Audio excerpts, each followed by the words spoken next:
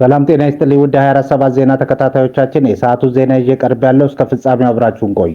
የምንለቃቸው መረጃዎች እንዲደርሳችሁ ላይክ፣ ሼር እና ሰብስክራይብ ማድረጋችሁ እንዳትረሱ በማለት ወደ ዜናው አለፉ። ማዳበሪያ የሚጭኑ ከባድ ተሽከርካሪዎች ከተቀመጠው የክብደት ገደብ በላይ እንዲጭኑ ተፈቀደላቸው። የትራንስፖርትና ሎጂስቲክ ሚኒስቴር ለ2018-19 የምርት ዘመን የሚውል የአፈር ማዳበሪያ በፍጥነት ለአርሶ አደሩ ለማድረስ ሲባል ማዳበሪያ የሚጭኑ ከባድ ተሽከርካሪዎች ከተቀመጠው የክብደት ገደብ በላይ እንዲጭኑ ልዩ መመሪያ አስተላለፈ። ወደ ሀገር ውስጥ 1,023,406 ሜትሪክ ቶን ማዳበሪያ ተጓጉዞ ገብቷል። ይሁን እንጂ በአሁኑ ወቅት በመካከለኛው ምስራቅ አካባቢ በተፈጠረው ቀውስና የጸጥታ ሁኔታ ምክንያት በነዳጅ አቅርቦት ላይ መስተጓጎል በመፈጠሩ ለተጠቀሰው የምርት ዘመን የታቀደ የማዳበሪያ በወደብ ላይ ተከማችቶ እንደሚገኝ ተገልጿል። ይህንን በወደብ ላይ የተከማቸ ማዳበሪያ በአጭር ጊዜ ውስጥ ለማጓጓዝ ለአርሶ አደሩ በማድረስ እንዲቻል ማዳበሪያ የሚጭኑ ተሽከርካሪዎች ከተፈቀደው የክብደት መጠን በላይ ጭነው እንዲንቀሳቀሱ ተፈቅዶላቸዋል። የትራንስፖርትና ሎጂስቲክ ሚኒስትር ዴኤታ አቶ ደንጌ ቦሩ በሰጡት ማብራሪያ ለአሁኑ የተለየ የሚባል ክምችት ወደብ ላይ ባይኖርም ከሰሞኑ አንድ መርከብ ወደብ ላይ ደርሳለች ብለዋል። ሚኒስትሩ ውሳኔውን ስለተላለፈበት ምክንያት ሲያብራሩ ሆርሙዝ በመዘጋጁ በተፈጠረ የነዳጅ አቅርቦት መስተጓጉሎች ስላሉ የመጣውንና ቀጣይ የሚመጣውን ቶሎ ለማንሳትና ለአርሶ አደሩ በፍጥነት ለማድረስ የተላለፈ መመሪያ ነው ብለዋል።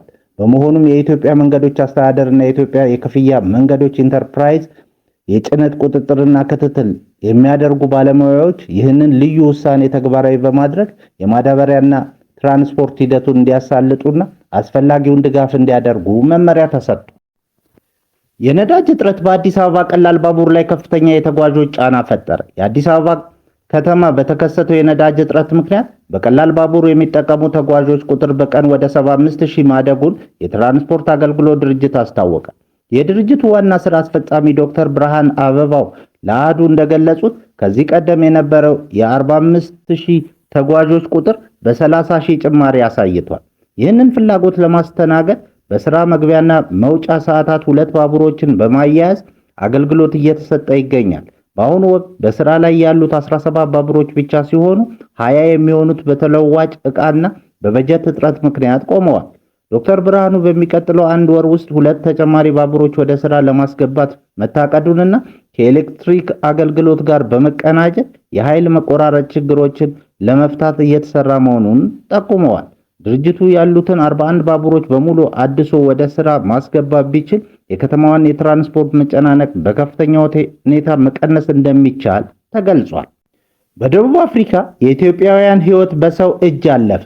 በደቡብ አፍሪካ ጆሃንስበርግ ከተማ ማዕከል ወይም ሲቢዲ በሚገኝ የንግድ ሱቅ ውስጥ ትላንት ወዲያ በተከፈተ ድንገተኛ ተኩስ የአንድ ኢትዮጵያዊ ሕይወት ማለፉ ተረጋገጠ። ጥቃቱ የተፈጸመው በጄቴ እና በቮን ዊል ጎዳናዎች መገናኛ ላይ ሲሆን ድርጊቱ በገበያ አዳራሹ ውስጥ ከፍተኛ ሽብር ፈጥሯል። በማህበራዊ ሚዲያ የተሰራጨው ቪዲዮ እንደሚያሳየው ገዳዩ ጠቆር ያለ ቲሸርትና ባርኔጣ በማድረግ ኢትዮጵያውያኑን ከጀርባ በጭንቅላቱ ላይ ተኩሶ ገድሎታል። ግለሰቡ ከወደቀ በኋላም ደጋግሞ የተኮሰበት ሲሆን ገዳዩ ከሌላ ግብረ አበር ጋር በፍጥነት ከአካባቢው መሰወሩ ታይቷል።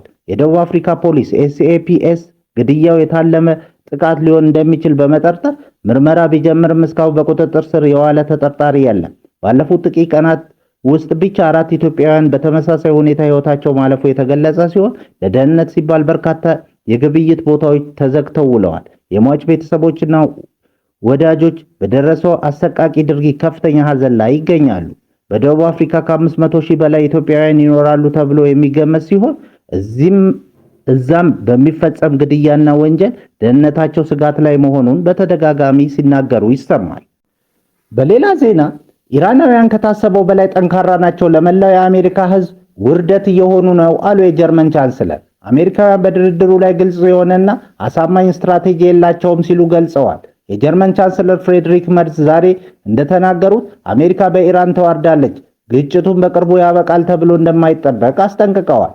ኢራናውያን ግልጽ ከታሰበው በላይ ጠንካራ ናቸው፣ አሜሪካውያንም በድርድሩ ረገድ ግልጽ የሆነ አሳማኝ ስትራቴጂ የላቸውም ሲሉ መርዝ በትውልድ አካባቢያቸው ሳዌርላንድ በሚገኝ ማርስበርግ ከተማ በሚገኝ የትምህርት ቤት ጉብኝት ባደረጉበት ወቅት ተናግረዋል። የእነዚህ አይነት ግጭቶች ችግር ሁልጊዜም ተመሳሳይ ነው ብለዋል። ወደ ጦርነቱ መግባት ብቻ ሳይሆን እንዴት መውጣት እንዳለብህም ማወቅ አለብህ። ይህንን በአፍጋኒስታን ለ20 ዓመታት በከባዱ ሁኔታ አይተናል፣ በኢራቅም እንዲሁ አይተነዋል ብለዋል። አክለውም አሜሪካ ያለምንም ስትራቴጂ ወደዚህ ጦርነት መግባቷን ገልጸዋል። በተለይ ኢራናውያን በብልሃት ስለሚደራደሩ ወይም በቀላሉ ባለመደራደር ብልሃታቸው መላው የአሜሪካ ሕዝብ በኢራን አመራሮቹ ውርደት እየደረሰበት ነው። በአሁኑ ወቅት ሁኔታው በጣም የተወሳሰበ ነው። ይህ ደግሞ ብዙ ገንዘብ እያስወጣን ነው። ይህ ግጭት፣ ይህ በኢራን ላይ እየተካሄደ ያለው ጦርነት በኢኮኖሚ አፈጻጸማችን ላይ ቀጥተኛ ተጽዕኖ አለው ሲሉ ቻንስለሩ መናገራቸውን ዴፖ ዘግቧል። መርዝ የአሜሪካንና የእስራኤልን ወታደራዊ ስትራቴጂ በኢራን ላይ ተችተዋል። ሁለት የሲአይኤ ወኪሎች በሜክሲኮ ተገደሉ። አንደኛው በቱሪስትነት፣ ሌላኛው ደግሞ በዲፕሎማት ስም ወደ ሀገሪቱ ገብተው ነበር። ወኪሎቹ ከሲአይኤ ጋር ግንኙነት ያላቸው ሲሆን በሰሜናዊቷ ቺዋዋ ግዛት በሚገኝ የአደንዛዥ ዕፅ ማምረቻ ላቦራቶሪ ላይ በሚደረጉ ኦፕሬሽኖች ላይ እየተሳተፉ ነበር። የሜክሲኮ መንግስት ባለፈው ሳምንት መጨረሻ በመኪና አደጋ ለሞቱት ሁለት አሜሪካውያን ወኪሎች ሞት ምክንያት የሆኑ አዳዲስ ዝርዝሮች ይፋ አድርጓል። በመግለጫውም ወኪሎቹ በአገሪቱ ግዛት ውስጥ ለመስራት ምንም አይነት ይፋዊ ፈቃድ እንዳልነበራቸው ገልጿል። እንደተገኘው መረጃ ከሆነ ወኪሎቹ ከሲአይኤ ጋር የተገናኙ በቺዋዋ ግዛት በሚገኝ የአደንዛዥ ዕፅ ማምረቻ ላቦራቶሪ ላይ በሚደረጉ እንቅስቃሴዎች ላይ ይሳተፉ ነበር። ቢቢሲ እንደዘገበው መኪናቸው በተራራማ አካባቢ ከመንገድ ወጥቶ ወደ ገደል በመግባቱ ፈንድቷል።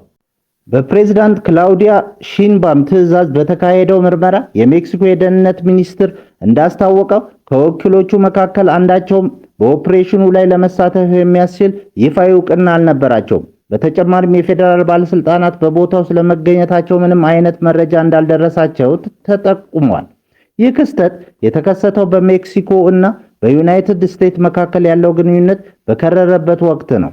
ሁለቱ ሀገራት ከአደንዛዥ ዕፅ ካርቴሎች ጋር በሚደረገው ትግል ላይ ለረጅም ጊዜ ልዩነት ነበራቸው። ፕሬዝዳንት ሺንባም ከአደንዛዥ ዕፅ ዝውውር ጋር በተያያዘ ጠንከር ያለ እርምጃ እንዲወስዱ ከዶናልድ ትራምፕ ከፍተኛ ጫና እየደረሰባቸው ነው።